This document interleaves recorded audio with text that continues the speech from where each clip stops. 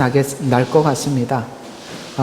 오늘 유다 이야기, 그 다음에 요셉 이야기를 하면 창세기 이야기가 모두가 끝이 나겠죠. 창세기는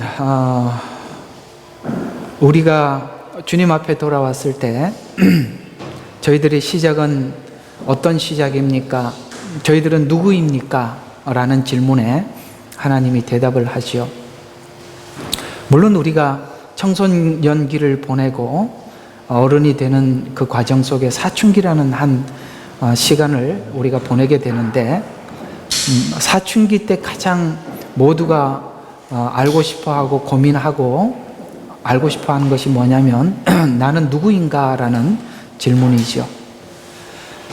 이 문제가 정확하게 풀리지 않음으로 인해서 좀 이 사춘기라는 시간이 방황도 하고, 그러다가 이제 내가 누군지 알게 되고, 그러는 과정 속에서 내가 누군지 정확히 알 때 우리가 어른이 되어 가지요.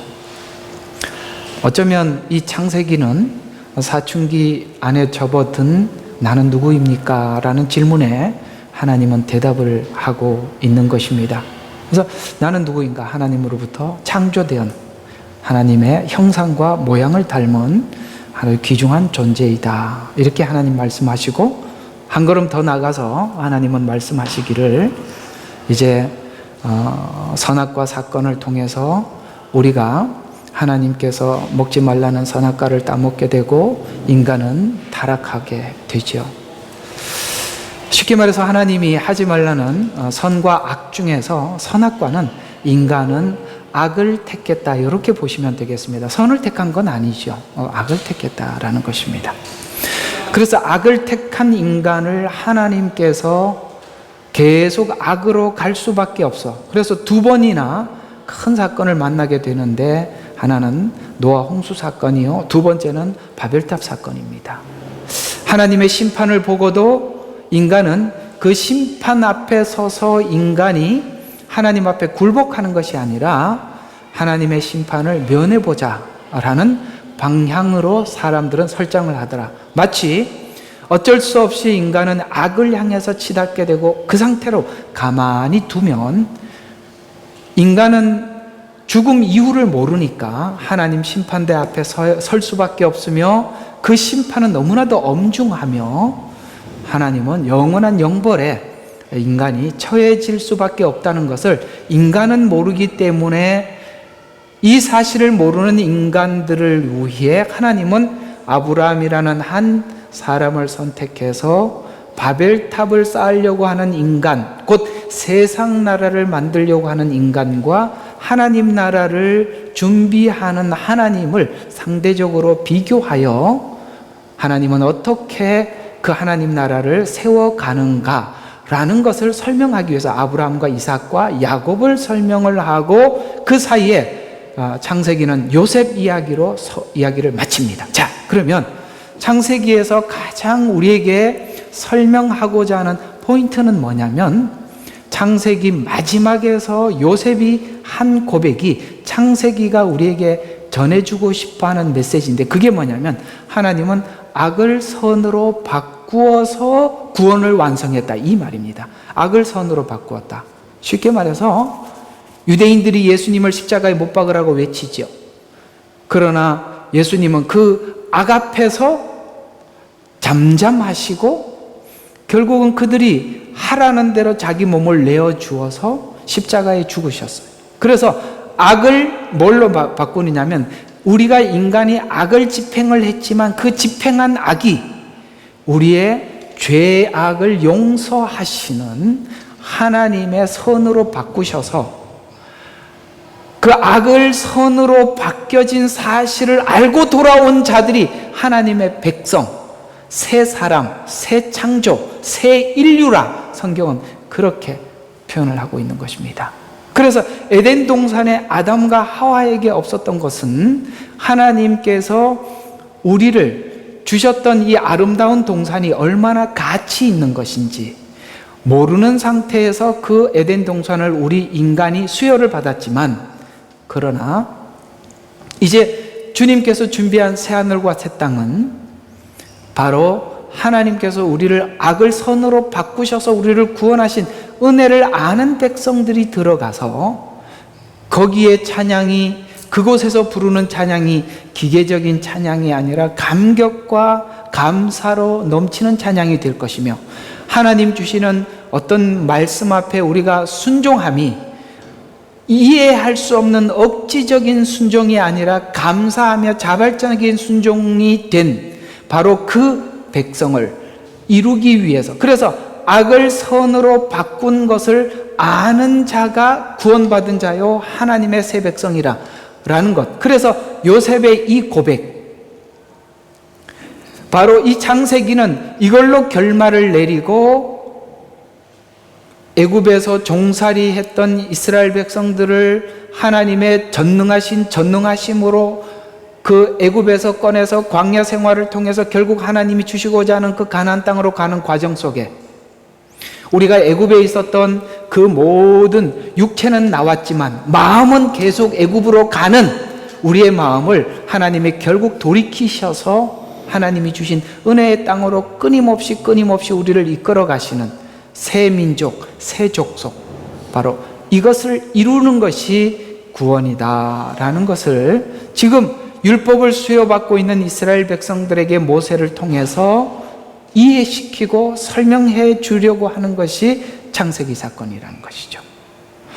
이 일을 위해서 결정적인 역할을 한 사람이 요셉인데 그러면 요셉의 가문을 통해서 하나님께서 이 일을 이루어 가셔야 한다라고 생각을 하겠지만, 의외로 유다라는 한 족속, 그 족속을 통해서 예수 그리스도가 출생을 하게 되고 그 유다의 후손에 의해서 우리가 구원을 받게 되는데, 그 유다가 누구냐라는 것을 38장에 더 이상 절대 뺄 수 없는 못을 박아 오늘 유다는 바로 이런 사람으로 출발했다는 것을 우리에게 설명시켜 요셉의 의가 살아나지 않고 죽어버리고 도리어 유다의 이 수치스러운 모습을 성경은 각인시켜서 앞으로 하나님께서 하나님의 약속을 유다 족속을 통해서 어떻게 이루어 가는가를 우리에게 설명하기 위해서 놀랍게도 요셉 이야기를 하다가 갑자기 유다 이야기를 38장에다 집어넣어 버렸단 말이죠.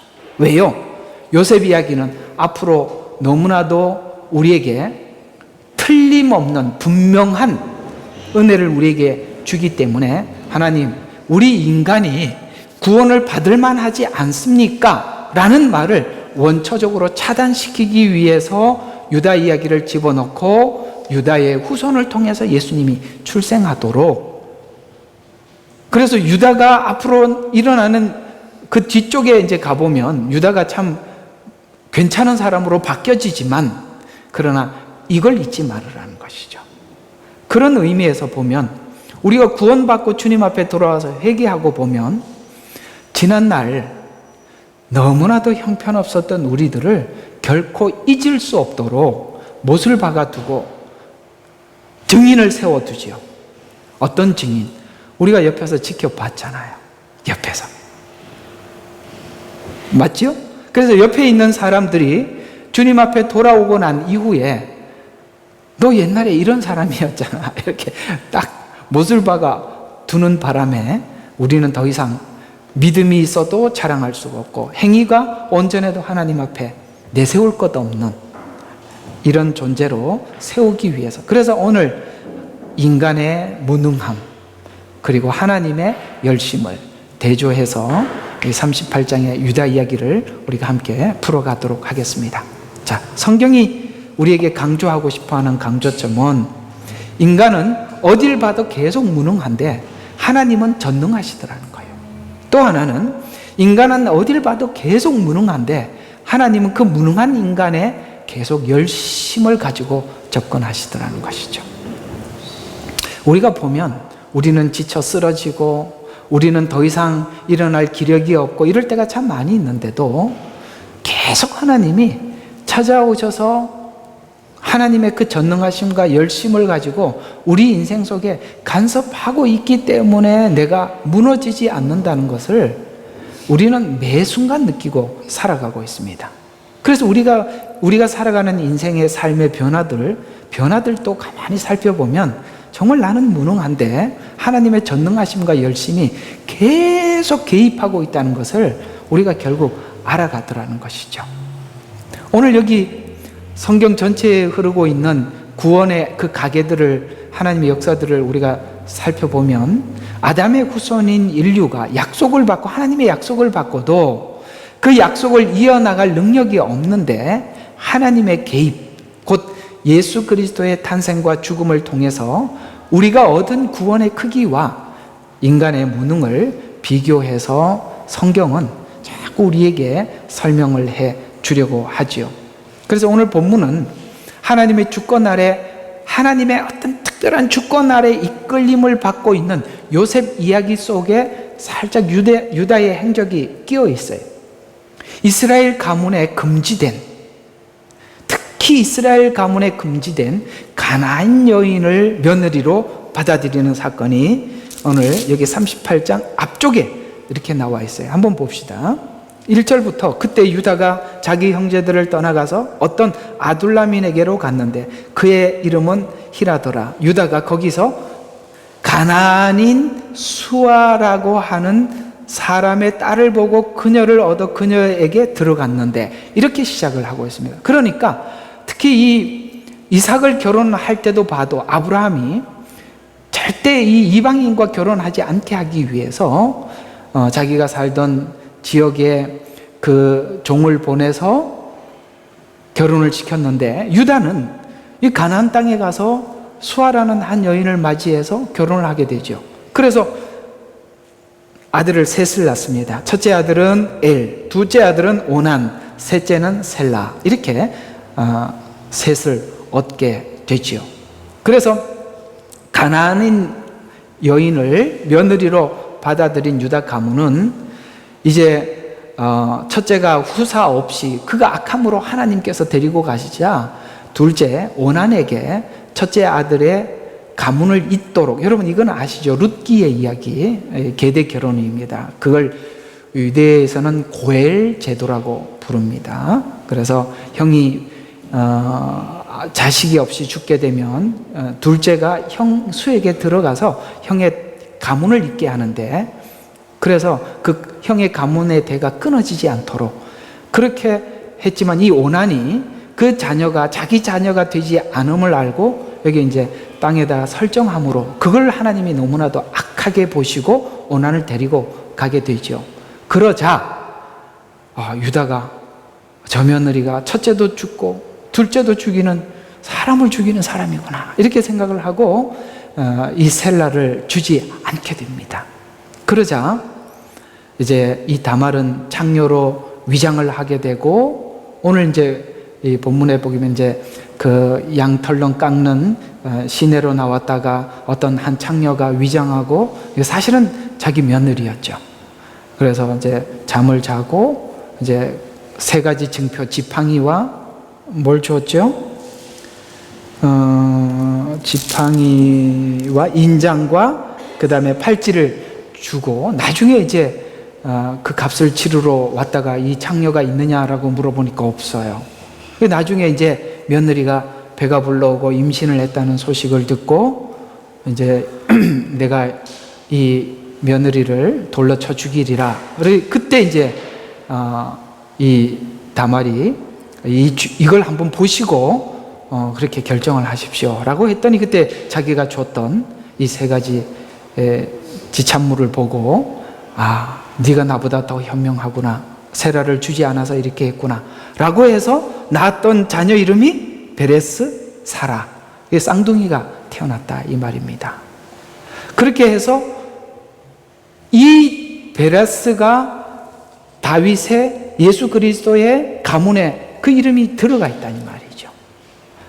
이런 이야기들이 참 성경에 왜 이런 이야기들을 하느냐면, 이 사건을 통해서 하나님이 무엇을 설명하려고 하느냐면, 유다 가문이 왕권을 이을 다윗, 예수 그리스도의 출생이 이 유다 가문에 의해는 조금 더 그 이유가 없었다는 것을 성경은 말하고 싶은 것이죠.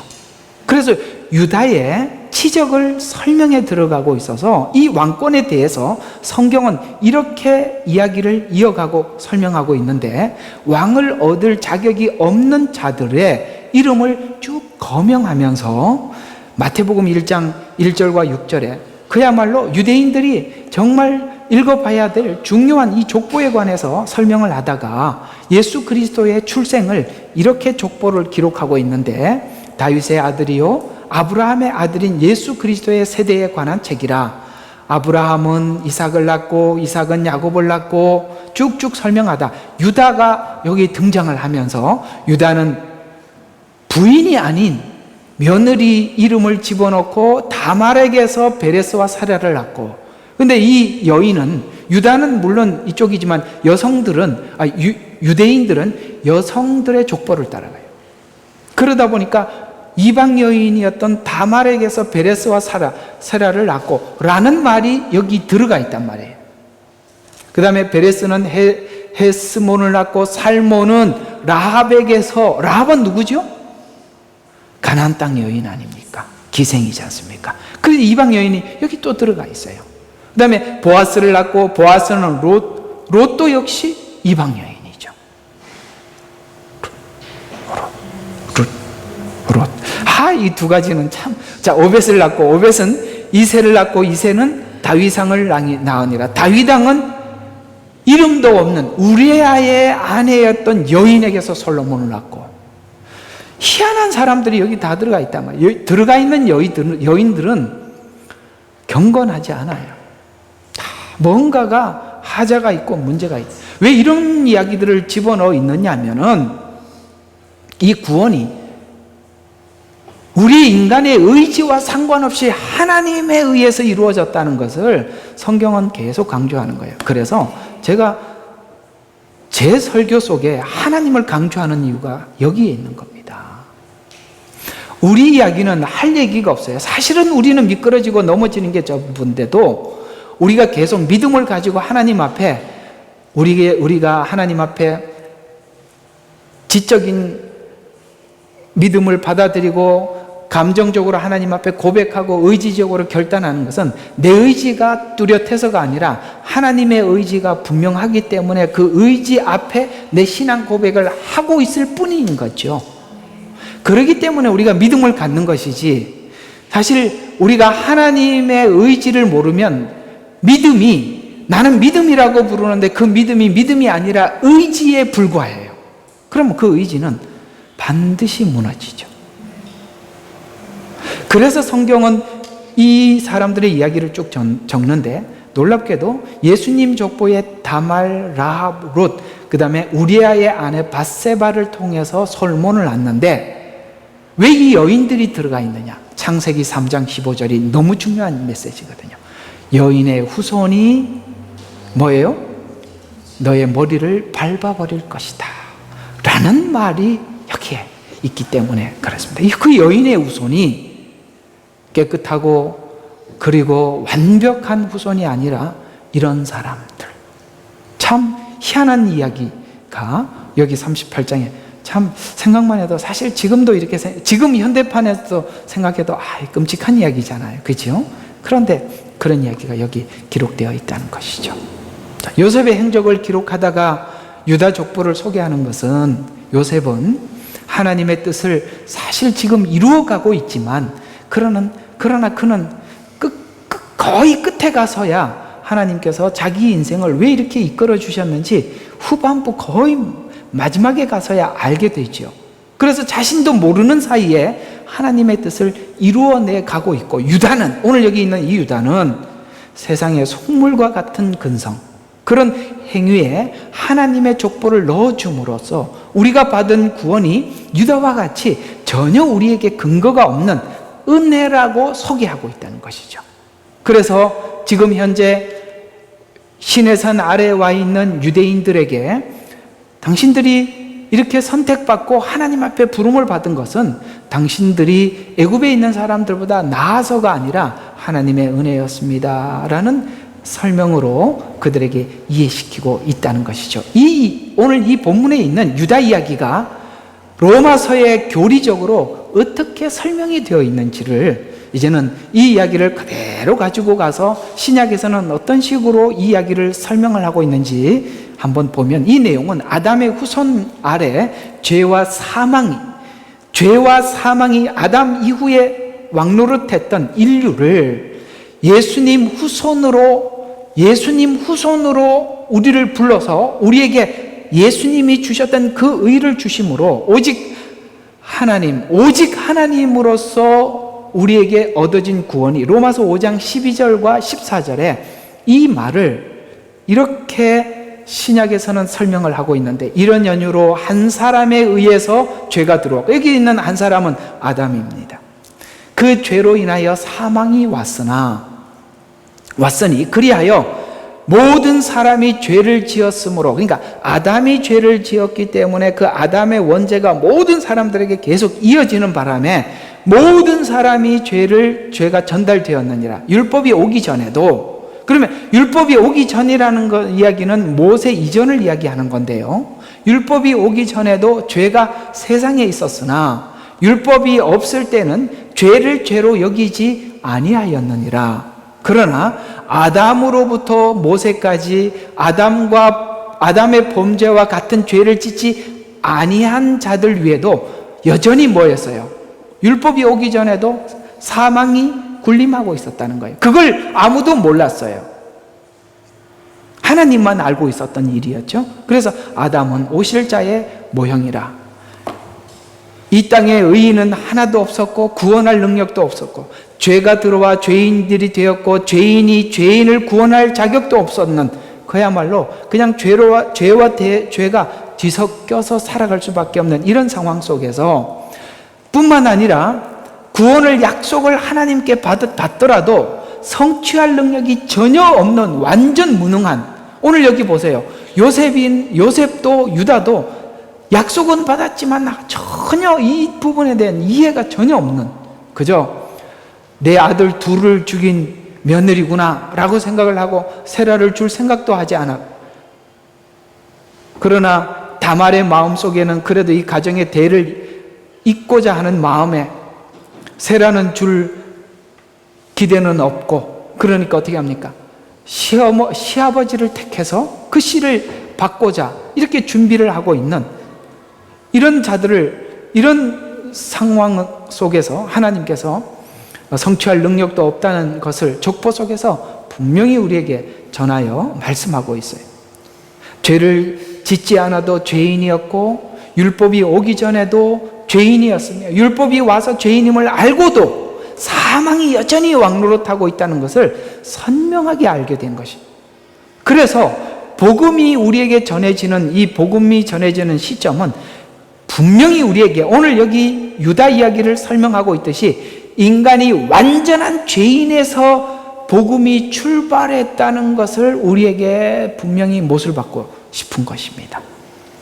완벽한 죄인, 그리고 죄인이라는 것을 알아도 해결할 능력이 전혀 없는 이 상태에서 구원은 시작되었습니다. 이렇게 우리에게 외치고 싶은 것이죠.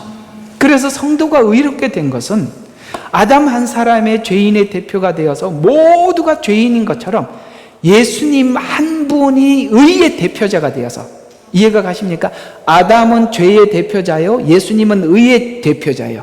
그래서 아담 없이 예수님이 아니라 아담이 있었기 때문에 의가 빛나죠.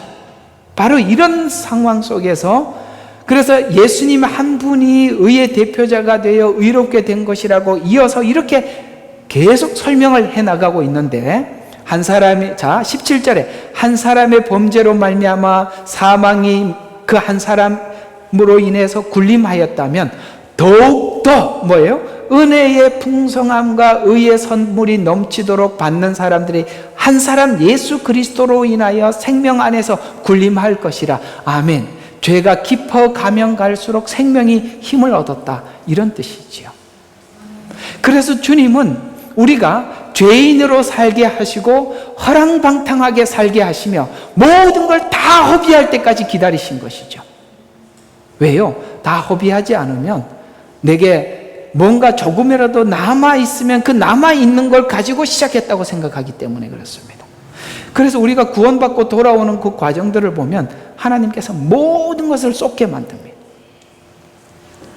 그래서 예수님과 아담을 대표자로 소개하고 있는데, 처음 아담은 오실 자의 표상이라고 이야기하고 있는데, 왜 첫째 아담, 에덴 동산에 있던 그 아담은 오실 자, 곧 예수님의 표상이냐?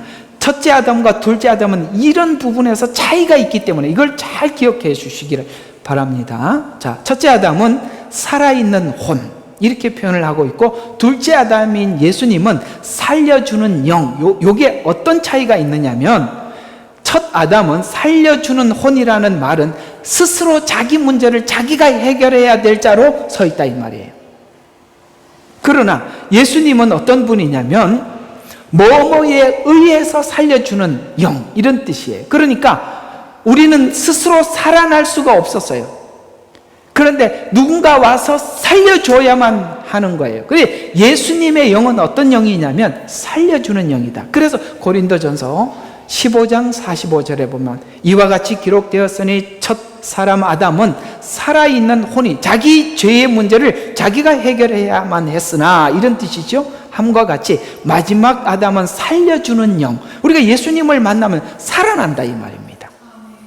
그래서 살려주는 영이 되었다. 그래서 아담을 흙에 속한 형상을 입은 것 같이 예수님을 소개하면서 예수님은 마지막 아담이라 하여, 자, 왜 마지막 아담이라고 이야기하냐면 둘 다 인류의 대표자인데 살아있는 영, 살려주는 영으로 대조하고 있는데, 스스로 살아있는 영이 되려 했지만 실패했으나 살려주는 영이 되어서 살아났다는 비교로 하면서, 그렇다면 이 본문이 족보와 무슨 상관이 있냐면, 두 족보의 차이에서 아담의 족보와 예수님의 족보에 무슨 차이가 있느냐면, 죽었던 자들이 부활하게 된 족보를 우리가 가지게 되는데, 예수님을 믿게 되면 새 족보, 부활의 족보를 갖게 되는데, 로마서 4장 25절에는 예수님은 범죄함을 위해서 드려지셨고 아담의 범죄 때문에 드려졌다는 것이죠. 우리를 의롭게 하기 위하여 다시 살아 일으켜지셨다라고 말씀하시면서, 예수님은 의롭게 될 자들의 인류의 대표로 족보 속의 믿음과 은혜의 주인으로 소개하고 있는데, 왜 이게 중요하냐면 아담의 족보의 마지막 대표자가 예수님이 되어서 아담이 준 모든 족보를 예수님 때에 와서 끊어버렸다는 게, 이게 중요한 겁니다. 끊어버렸다. 사망을 끊어버렸다. 왜요? 아담의 족보는 계속 사망으로 이어졌어요. 그러나 그 족보를 끊어버리고 부활하심으로 이제는 예수님을 믿는 자들은 의롭게 되어서 죄와 사망은 끊어버리시고 뭘로 시작했어요? 의의 족보로 새롭게 출발한 것이 바로 예수님이라는 거예요. 그래서 아담의 족보를 끊은 자로서 예수님은 등장하고 있다는 것이죠. 아멘.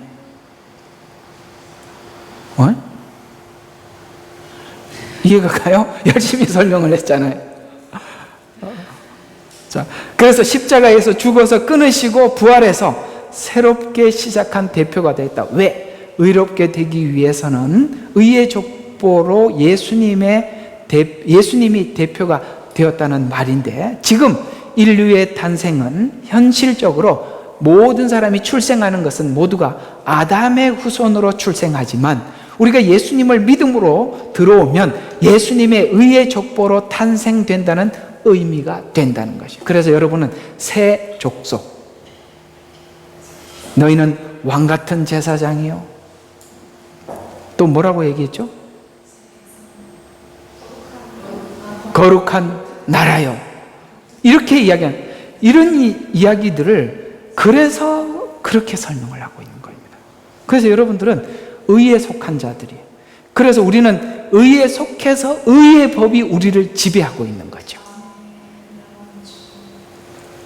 그래서 이 말씀을 아브라함에게 처음부터 약속했던 말씀인데, 오직 믿음으로 구원을 얻을 백성이 셀 수 없이 많아질 것이라고 창세기 13장 14절과 15절, 눈을 들어 동서남북을 바라보라. 이는 내가 보는 모든 땅을 내가 내게 줄 것이며 내 씨에서 영원히 주고 내 씨를 땅에 티끌 같게 할 것임이라. 사람의 땅에 티끌을 셀 수 있다면 내 씨도 셀 수 있으리라는 이 말을 갈라디아서 3장 16절에 보면 내 후손, 아브라함의 그 후손, 그래서 아브라함과 다윗과 예수 그리스도의 세계라고 말씀하시면서 그 후손이 누구냐? 도대체 누구냐? 갈라디아서 3장 16절에 보면 이제 그 약속들이 아브라함과 그의 씨에서 하신 것인데 많은 사람들을 가르쳐 씨들이라고 말씀하지 아니하시고 한 사람을 가리켜 내 씨라고 말씀하시니 그는 그리스도라. 이해가 가십니까? 무슨 말이냐면 하나님께서 아브라함에게 약속한 내 족속이 많아질 것이다 라고 말하는 내 씨, 이렇게 해도 씨가 우리가 생각할 때는 씨 들고 같이 많은 사람들이라고 생각할 것인데 그게 아니라 한 사람을 이야기한 거다. 그 한 사람이 그리스도다. 그러면 무슨 뜻이냐면 근데 그 많아질 것이라는 얘기는 뭐냐?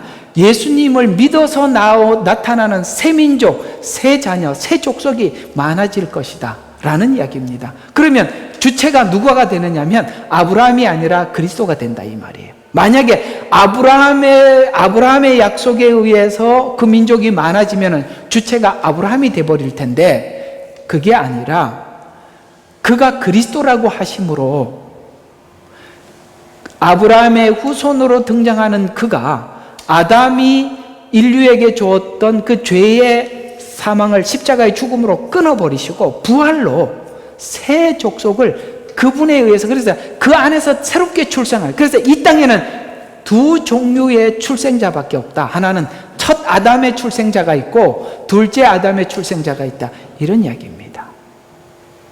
영적으로 표현하면 하나님의 영에 속한 자 사단의 영에 속한 자 두 종류밖에 없다는 거예요. 중간지대가 없다 이 말이에요. 근데 왜 자꾸 중간지대를 만들려고 하느냐면 이쪽도 가야 되겠고 저쪽도 가고 싶으니까 대충들 어정쩡하게 중간에들 서 있는 거예요. 그러나 이런 게 있습니다. 하나님이 선택한 사람들, 하나님이 택한 사람들은요 그 중간지대에서 반드시 하나님 지대로 옮겨가는 일이 우리 인생에서 일어날 수밖에 없어요. 그래서 그리스도라라고 표현하면서 단수로 땅에 티끌이라 하여 예수님의 후손이 땅에 많았다는 말인데 하나님은 아브라함에게 이렇게 약속했는데 자손들이 아니라 자손이라 한 것은 예수님을 통해서 새 족속이기 때문인데 새 족속을 열기 때문에 믿음으로 된 백성은 많지만 새로운 대표로 인해 시작된 것이기 때문에 단수로 표기한 것이죠. 이 논리가 구원받는 과정의 성경의 논리인데 우리는 죄를 지은 아담 안에서 죽을 수밖에 없는 행위의 법칙이 우리에게 작동하고 있는데 예수님 안에 있으면 예수님이 우리 안에 계셔서 내가 예수님 것이 되어서 이제는 우리는 행위의 법칙이 우리를 지배하는 것이 아니라 예수님의 법이 우리를 작동하는데 그 법칙이 뭐예요? 믿음의 법칙이라는 거예요. 그래서 믿은 후에 내 안에 내 속에 이런 흐름이 있다는 것을 자연적으로 정리가 되게 되어 있어요. 여러분들 우리가 예수님 안에 있고 믿음의 법칙이 내 안에서 활동하고 있다는 것을 알고 나면은 이 로마서에서 그걸 지금 정리를 해주고 있는데 분명히 이 정리가 될 수밖에 없는데요. 로마서 7장 12절과 25절 짧게 이렇게 함축해서 정리를 해봐요. 자, 내가 원하는 것을 내가 알지 못하노니 이는 내가 원하는 것은 행치 아니하고 오히려 내가 미워하는 것을 행함이라. 이게 무슨 뜻이냐면 내가 원함이란 하나님의 말씀이 내 속에 들어와서 이게 옳다라는 걸 내가 알아. 그래서 내가 원하는 것을 하려고 하니까 내가 원하는 것은 행치 아니하고 오히려 그 하나님은 원치 않는데 내가 그걸 하고 있더라. 그걸 느끼더라는 거죠. 그러므로 만일 내가 원치 않은 것을 내가 하고 있다면 그건 율법이 선하다. 왜냐하면 나는 원래 악하다는 걸 그렇게 해서 내가 감지를 하는 거거든요. 율법이 선하구나. 그렇게 율법이 버릴 문제가 아니라 그게 선하구나, 그게 옳구나, 그게 내가 인정이 되더라니까. 이 정리가 우리 속에 반드시 있어야 되는 거예요. 그래서 그러나 이제는 이게 정리가 되고 나니까 이런 말이죠. 그러나 이제는 그것을 행하는 것은 더 이상 내가 아니더라. 내 속에 거하는 죄더라. 왜냐하면 내가 원하는 것은 내가 하나님을 알고 이제 하나님의 의가 지배를 하니까 그게 아니라는 걸 내가 알아요. 그런데 내 속에 죄가 자꾸 그걸 요구하더라. 그래서 내 속에 죄가 있다는 걸 인정하여 그리하여 그 후 이게 정리가 되면, 그러니까 이 단계가 있다 이 말이에요. 그 후 무슨 일이 생겼느냐? 자, 내가 한 법을 깨달았어요. 이거 막 갈등을 하다가 내가 뭔가 한 가지 법을 다 깨달아서 정리가 되더라. 그것은 내가 선을 행하고자 할 때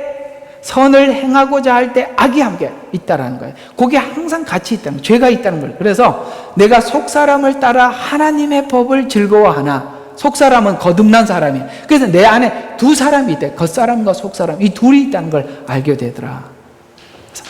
내 지체들의 속에 있는 또 하나님의 법이 내 생각의 법과 싸워 나를 지체들 속에 있는 죄의 법 아래로 나를 사로잡아 오는 것을 보는더라. 그래서 내 속에서 갈등이 있더라. 육체의 법, 성령의 법에 그 싸움이 있다는 것을 내가, 여러분, 그래서 그리스도 안에 있는 사람들은 이 전쟁이 반드시 있는 거예요. 이게 없다고 생각하면 마취가 된 겁니다. 뭐에 마취가 된지는 모르겠습니다. 그래서 그 후 단계가 있단 말이야. 그래서 와, 나는 비참한 사람이로다 이렇게 외치게 되더라는 거죠. 무슨 말이면 누가라는 표현을 하고 있는 것은 내 스스로 거기서 못 헤어나더라. 누군가가 건져주지 않으면 안 되더라. 마치 내가 늪에 빠져들어가는 것과 같아서 늪에서 발부둥하면 할수록 더 빠져들더라. 그래서 누군가가 나를 건져주지 않으면 안 되더라. 그래서 여러분, 아직도 내 의지로 하나님 앞에 하겠다라고 하면 계속 빠져드는 거고, 하나님께 손을 내미는 거예요. 그래서 누가 이 사망의 법에서 구해낼 것인가? 내 비참한 현실을 알고 하나님 앞에 요청을 했더니 예수 그리스도를 통해 우리 주를 통해서 하나님께 하나님이 예수님을 통해서 나를 건져준다는 것을 알게 되었다. 내 자신이 생각으로는 이제는 그걸 인정하기 시작. 생각으로는 하나님의 법을 섬기지만 육신으로는 죄의 법을 섬기는데, 육신으로 죄의 법을 섬기는 것을 이렇게 정리가 되더라는 거예요. 여기서 굉장히 중요해요. 여기서 이단이 등장하는 겁니다. 내 마음으로는 하나님의 법을 섬기고, 그 다음에 육신으로는 죄의 법을 섬기고, 그래서 나는 원래 육신은 죄를 지어. 그래서 죄를 마음껏 지는 이단. 성경은 그렇게 이야기를 하고 있지 않다 이 말이에요. 자, 봐요. 8장 1절이 어떻게 이해가 되느냐는 7장의 이야기를 어떻게 이해하느냐에 따라서 8장 1절의 이야기가 이단이 될 수도 있고 성경이 이야기하는 방향으로 갈 수가 있어요. 자, 8장 1절에 이제 예수 그리스도 안에 있는 자들에게는 결코 정죄함이 없나니를 어떻게 이해하느냐 이거예요. 나는 예수 안에 있으니까 나는 정죄함이 없다. 그래서 앞으로는 육체가 원하는 대로 두 법이 있으니까 어쩔 수 없이 육체는 죄를 원하니까 막 이렇게 죄를 짓고 사는 거 하나님 다 이해하셔. 이렇게 가면 안 된다 이 말이에요. 그 말이 아니라 그들은 육체를 따라 행하지 않고 성령을 따라 행하느니라 분명히 말씀하고 있습니다. 그래서 율법이 내게 적용되지 않고 성령의 법이 나를 지배하더라. 하나님과의 나의 관계가 법적인 관계가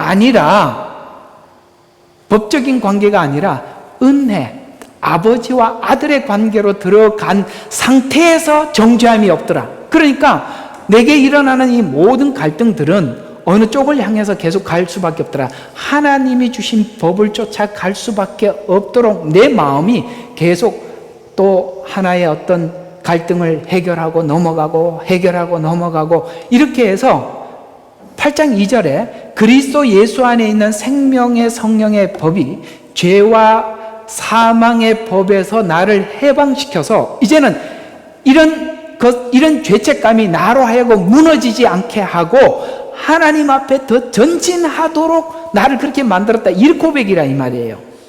그래서 이 비명은 율법의 기준으로 자신을 봤을 때 선을 알고 행하고 싶어도 죄인이었기 때문에 불가능했다는 것을 알고 아담의 후손으로 태어나 죄 명령 아래 있기에 불가능했는데 죄를 넘어가는 과정 속에서 오라 나는에서 하나님께 감사로 넘어가는 것을 알게 되어서 생각으로는 하나님의 법을, 육신으로는 죄의 법을 섬기는 이것으로 해결했다는 고백이 죄로 팔려지는 나를 예수님 안에서 건져내서 죄를 이기는 실력을 주셨다는 거예요. 아멘. 이게 중요한 겁니다. 이단은 그렇게 설명하지 않아요.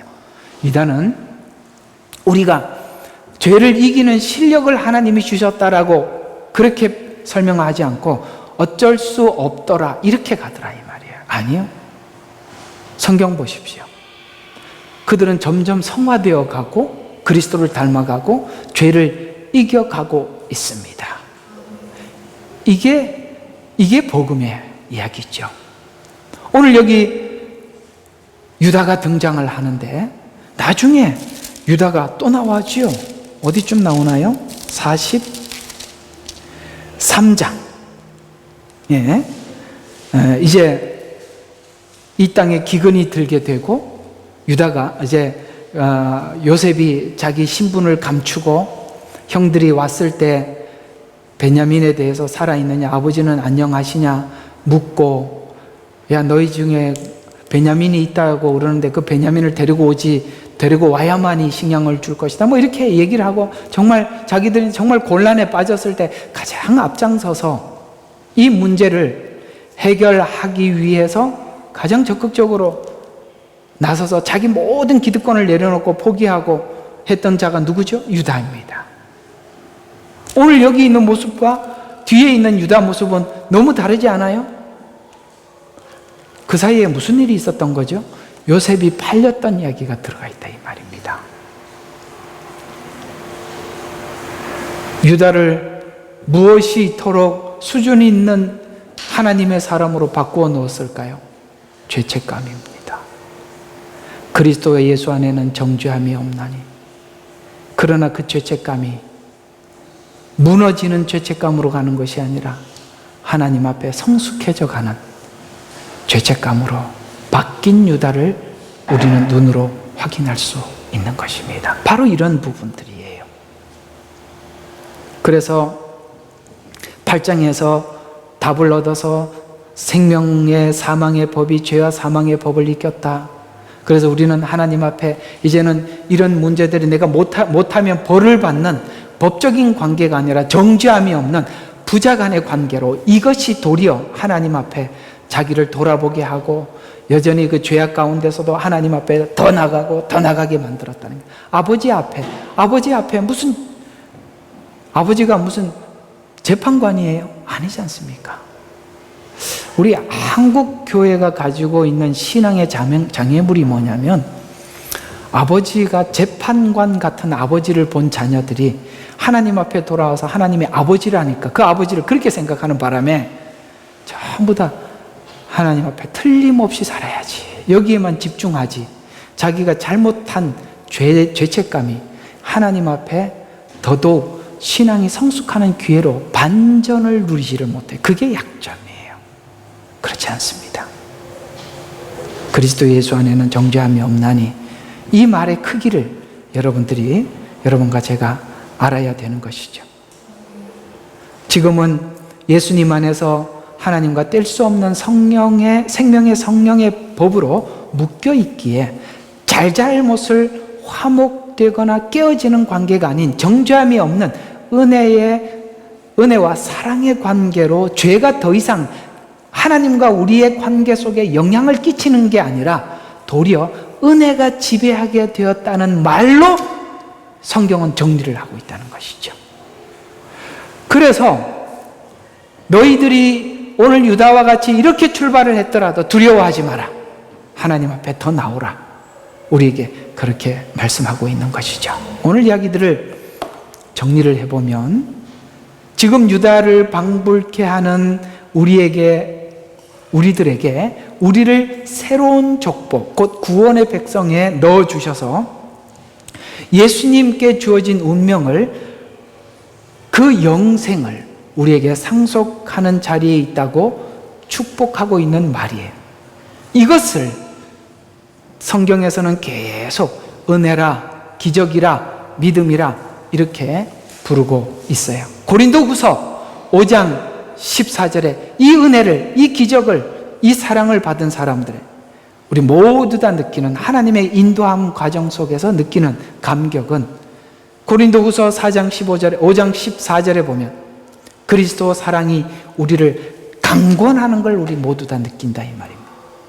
하나님은 아담의 족보를 끝내고 그래서 이후에 그리스도 안에서 산 자로 하여금 다시는 저희 자신을 위해서 살지 말고 우리를 위해 죽으신 분을 위해 살게 하려 하기 위해 하나님 여기에서 건져주셔서 우리에게 새로운 피조물이라 이전 것은 지나갔으니 보라 새 것이 되었도다 라고 우리는 새 것이라고 표현함으로써, 그러므로 여러분들의 지금 연약하고 부족한 형편대로 결정짓지 마시고 거기에서 무너지지 마시고 하나님과 우리의 관계가 법적인 관계가 아닌 정죄함이 없는 부자 관계로 부름을 받았다는 걸 기억하시고 여러분 힘내서 이 가을에 하나님 앞에 한 걸음 한 걸음 더 나가시기를 바랍니다. 우리가 살다 보면 지칠 때가 있어요.